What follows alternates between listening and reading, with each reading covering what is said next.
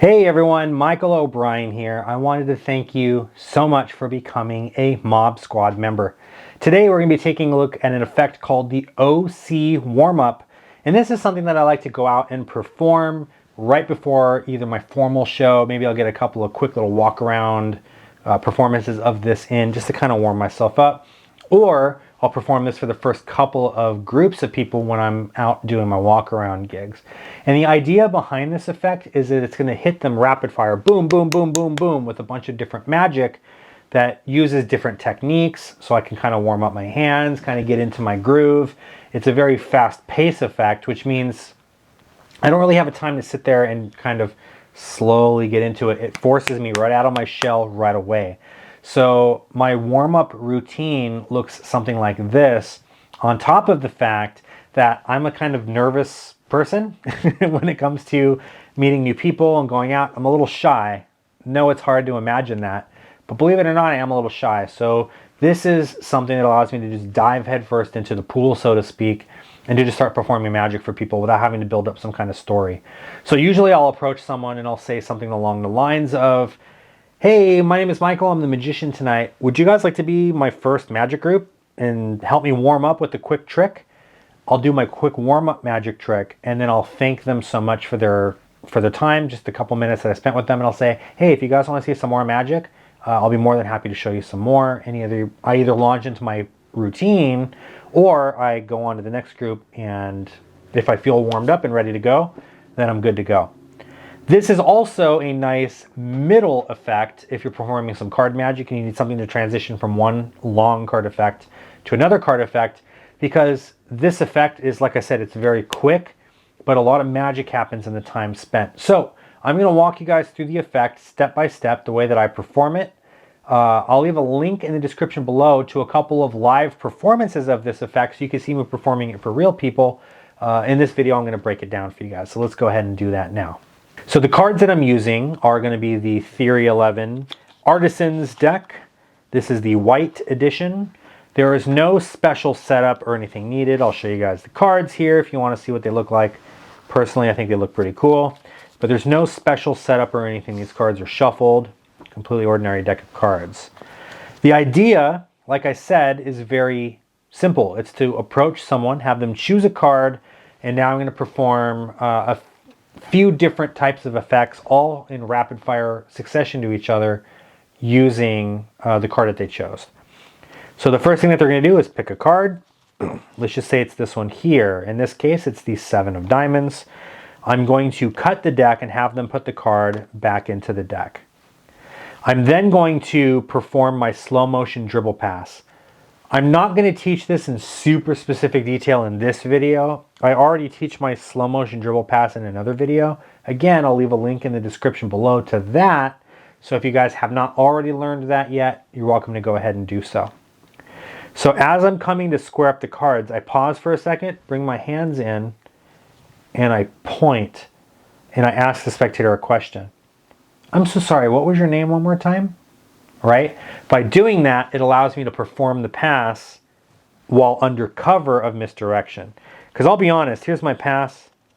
It doesn't look the best. You can see it. You can see that something's happening, right?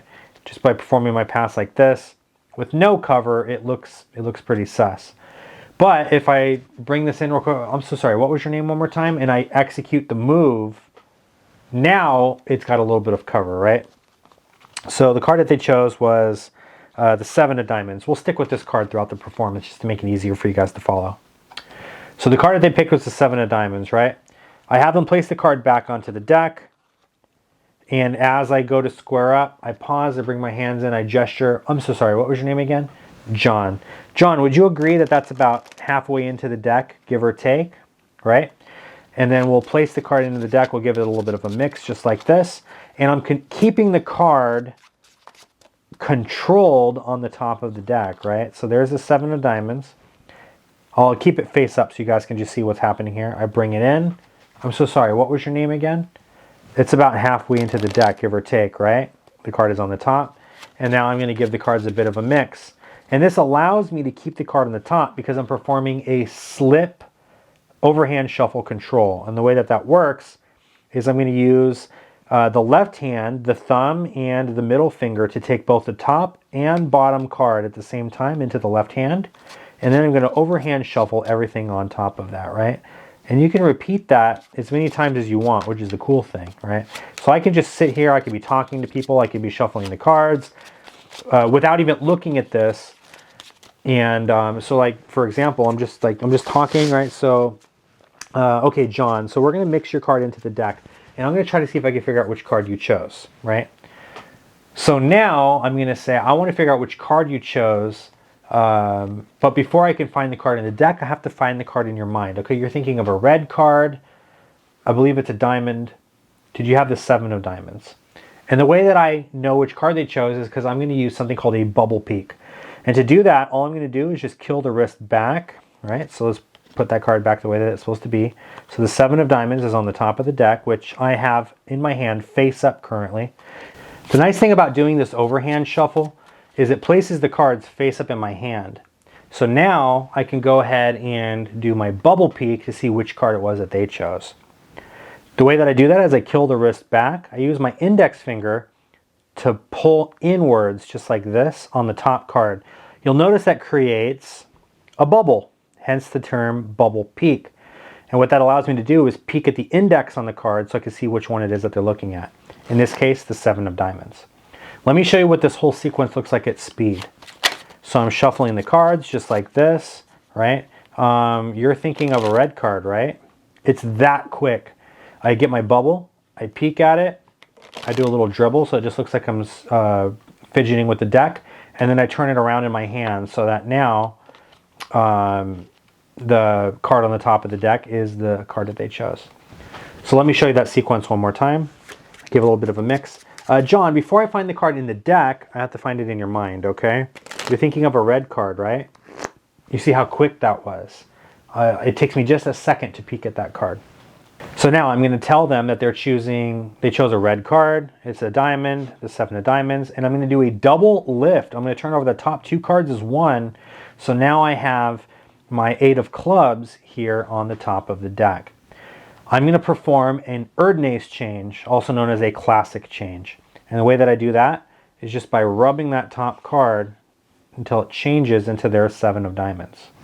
What's happening is I'm using the pad of my palm here and the pads of my 2 middle fingers in the right hand to push this top card forward, pull the card out from under it, place it above it, and then I'm using the index finger and the thumb to square up the cards afterwards. So at speed, it looks like this. From the exposed view, it looks like this.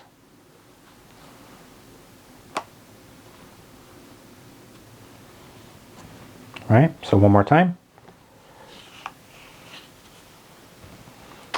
And so now I've just changed the card into theirs. So let's look at that sequence up to this moment. Overhand shuffle. You're thinking of a red card, right? Like a diamond, like the 7 of diamonds. Yeah, it's not this one here. That's the 3 of diamonds. But if I just give it a little rub, just like this, it'll actually change into your 7 of diamonds. From here now, I'm going to do another double lift, turning both cards over together, peel that top card off.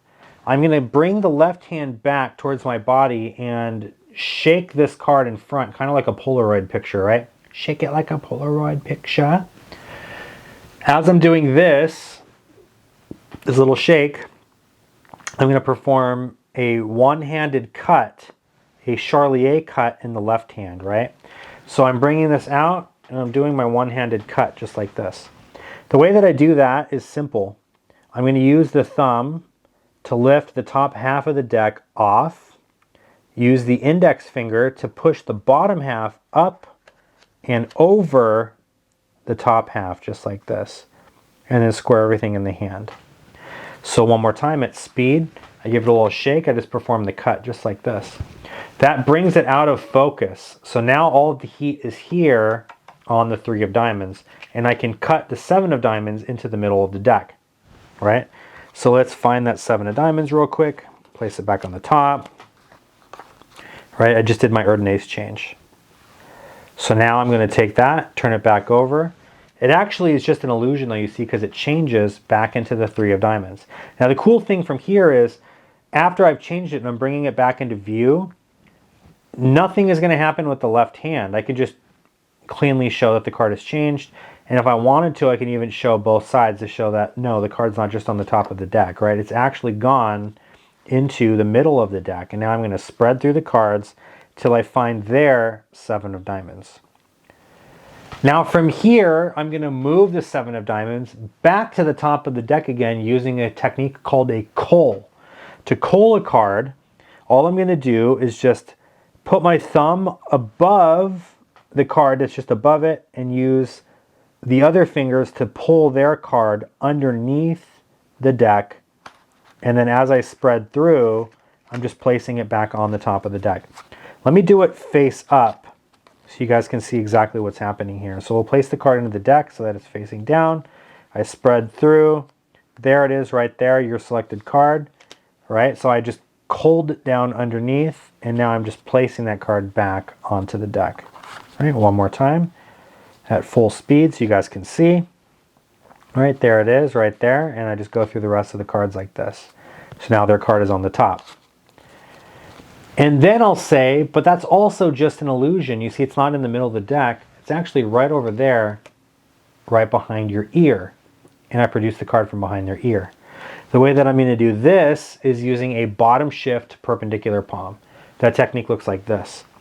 I use again, the pads of my left hand to push the card into the crotch of the ring and the thumb, right? So the card is just kind of sitting here like this. I then curl these fingers in kind of like a shelf. So now that card is hidden back behind this hand. And this is a very unnatural position to keep my hand in, kind of curled like this. So what I do is I point. And that helps make it look a lot more natural. Put it into position, point, and relax. From there, I need to get the card to the spectator's ear. So I'm going to move from this position to Tenkai palm, just like this. All right, so from this position here to Tenkai palm. One more time. From this position here to Tenkai palm. All I'm doing is gripping the card with the thumb, opening up the hand, and now the pad of my palm here and my thumb are the thing that is supporting the card. So from the side, my hand is hiding it, but these fingers are open and it looks very fair. To produce the card, all I'm going to do is just bring my index and my middle finger back, pinch the card, and then open my hand up like this to produce. So here and produce. Here and produce. Here and produce. Right? So that whole sequence one more time. Shuffle, bubble peak, not on top, do an Erdnase change, changes to the 7 of diamonds, shake it like a Polaroid picture while doing the one-handed cut, turn the whole stack over, spread through till you find the 7 of diamonds, cull, point, Tenkai, produce. And that is the OC warm-up. I hope you guys enjoyed this presentation. Again, go back and watch the performance so you guys can see exactly how I do it in a live situation.